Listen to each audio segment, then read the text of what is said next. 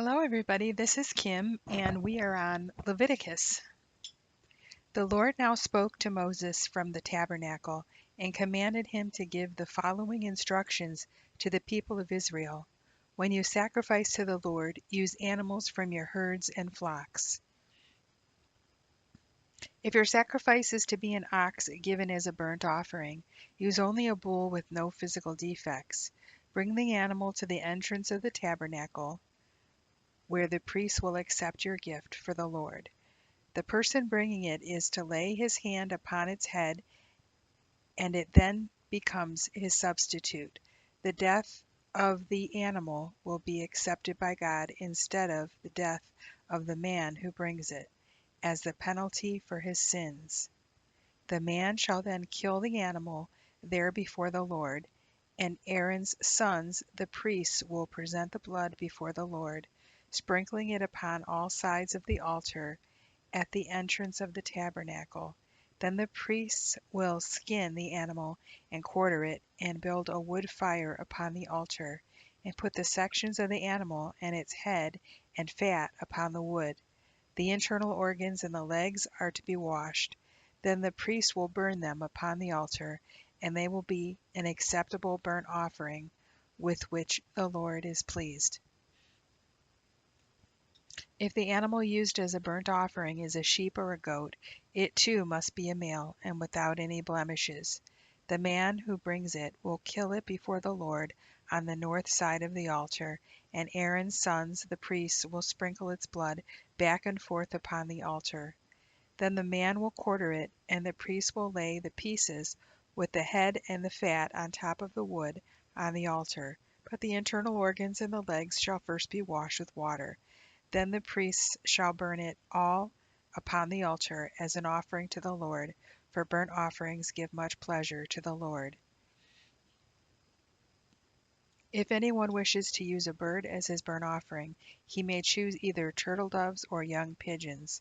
A priest will take the bird to the altar and wring off its head, and the blood shall be drained out at the side of the altar. Then the priest will remove the crop and the feathers and throw them on the east side of the altar with the ashes.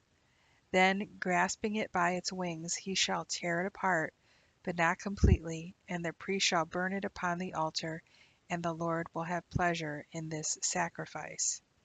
Anyone who wishes to sacrifice a grain offering to the Lord is to bring fine flour and is to pour olive oil and incense upon it. Then he is to take a handful representing the entire amount to one of the priests to burn, and the Lord will be fully pleased. The remainder of the flour is to be given to Aaron and his sons as their food, but all of it is counted as a holy burnt offering to the Lord.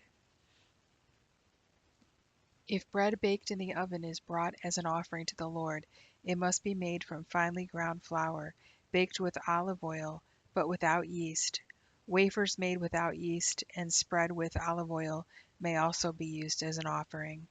If the offering is something from the griddle, it shall be made of finely ground flour without yeast, and mingled with olive oil. Break it into pieces and pour oil upon it. It is a form of grain offering. If your offering is cooked in a pan, it too shall be made of fine flour mixed with olive oil. However it is prepared, whether baked, fried, or grilled, you are to bring this grain offering to the priest, and he shall take it to the altar to present it to the Lord. The priests are to burn only a representative portion of the offering, but all of it will be fully appreciated by the Lord. The remainder belongs to the priests for their own use, but it is all counted as a holy burnt offering to the Lord. Use no yeast with your offerings of flour, for no yeast or honey is permitted in burnt offerings to the Lord.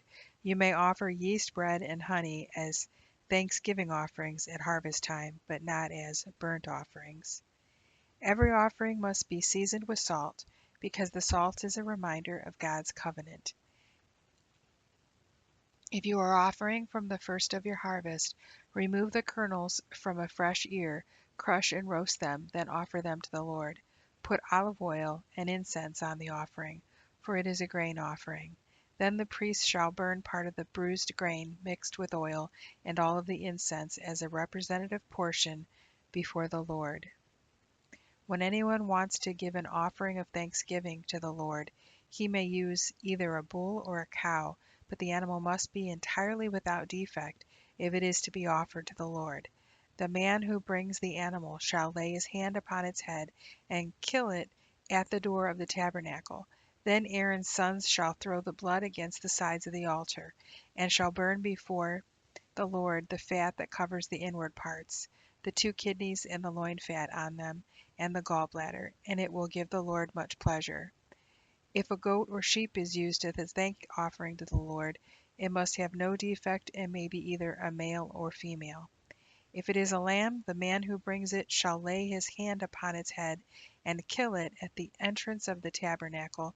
The priest shall throw the blood against the sides of the altar, and shall offer upon the altar the fat, the tail removed close to the backbone, the fat covering the internal organs, the 2 kidneys with the loin fat on them, and the gallbladder as a burnt offering to the Lord.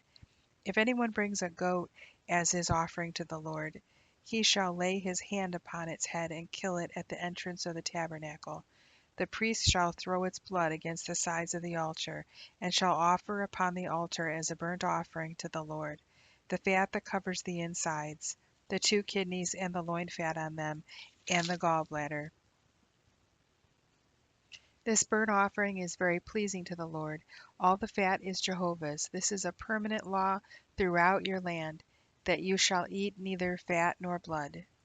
Then the Lord gave these further instructions to Moses. Tell the people of Israel that these are the laws concerning anyone who unintentionally breaks any of my commandments. If a priest sins unintentionally and so brings guilt upon the people, he must offer a young bull without defect as a sin offering to the Lord. He shall bring it to the door of the tabernacle, shall lay his hands upon its head, and kill it there before Jehovah. Then the priest shall take the animal's blood into the tabernacle, and shall dip his finger in the blood and sprinkle it 7 times before the Lord, in front of the veil that bars the way to the Holy of Holies. Then the priest shall put some of the blood upon the horns of the incense altar before the Lord in the tabernacle. The remainder of the blood shall be poured out at the base of the altar for burnt offerings at the entrance to the tabernacle. Then he shall take all the fat on the entrails, the 2 kidneys, and the loin fat on them, and the gallbladder, and shall burn them on the altar of burnt offering, just as in the case of a bull or cow sacrificed as a thank offering. But the remainder of the young bull, the skin, meat, head, legs, internal organs, and intestines, shall be carried to a ceremonially clean place outside the camp, a place where the ashes are brought from the altar and burned there on a wood fire. If the entire nation of Israel sins without realizing it, and does something that Jehovah has said not to do, all the people are guilty. When they realize it, they shall offer a young bull for a sin offering, bringing it to the tabernacle, where the leaders of the nation shall lay their hands upon the animal's head and kill it before the Lord. Then the priest shall bring its blood into the tabernacle, and shall dip his finger in the blood and sprinkle it 7 times before the Lord in front of the veil. Then he shall put blood upon the horns of the altar there in the tabernacle before the Lord, and all the remainder of the blood shall be poured out at the base of the burnt offering altar at the entrance to the tabernacle. All the fat shall be removed and burned upon the altar. He shall follow the same procedure as for a sin offering. In this way the priest shall make atonement for the nation, and every one will be forgiven. The priest shall then cart the young bull outside the camp and burn it there, just as though it were a sin offering for an individual, only this time it is a sin offering for the entire nation. If one of the leaders sins without realizing it and is guilty of disobeying one of God's laws, as soon as it is called to his attention, he must bring as his sacrifice a male goat without any physical defect. He shall lay his hand upon its head and kill it at the place where the burnt offerings are killed, and present it to the Lord. This is his sin offering. Then the priest shall take some of the blood of this sin offering and place it with his finger upon the horns of the altar of burnt offerings, and the rest of the blood shall be poured out at the base of the altar. All the fat shall be burned upon the altar, just as if it were the fat of the sacrifice of a thank offering. Thus the priest shall make atonement for the leader concerning his sin, and he shall be forgiven.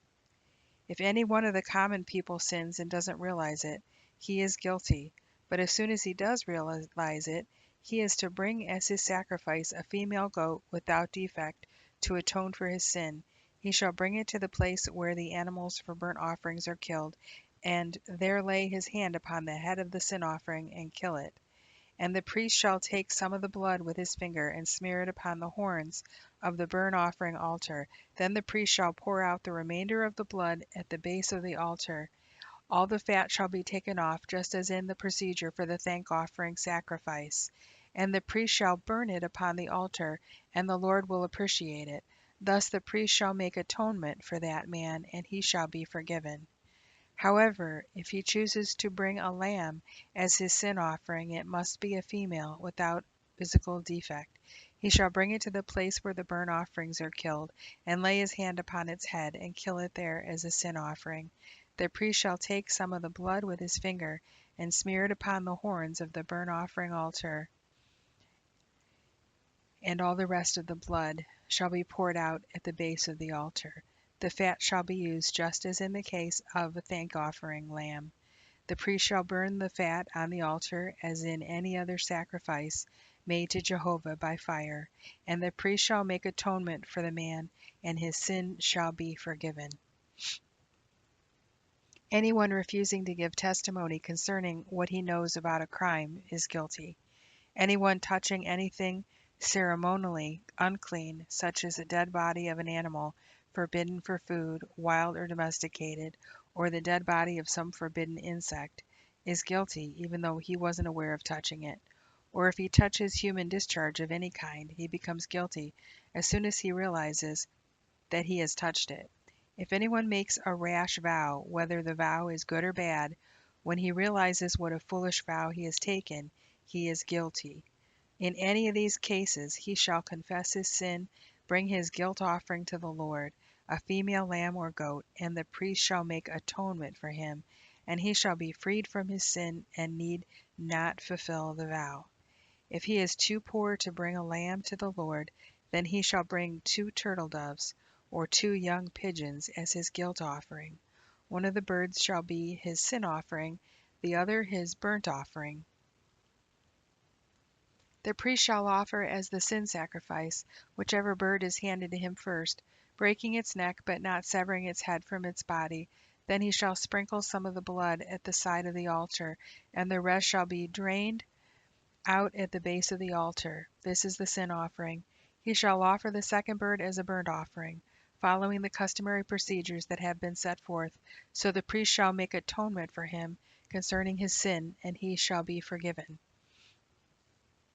If he is too poor to bring turtle doves or young pigeons as his sin offering, then he shall bring 1/10 of a bushel of fine flour.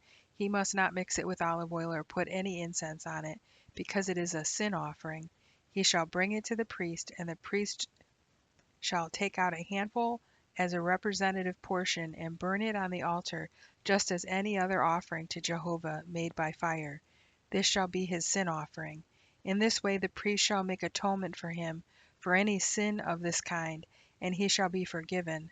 The rest of the flour shall belong to the priest, just as was the case with the grain offering.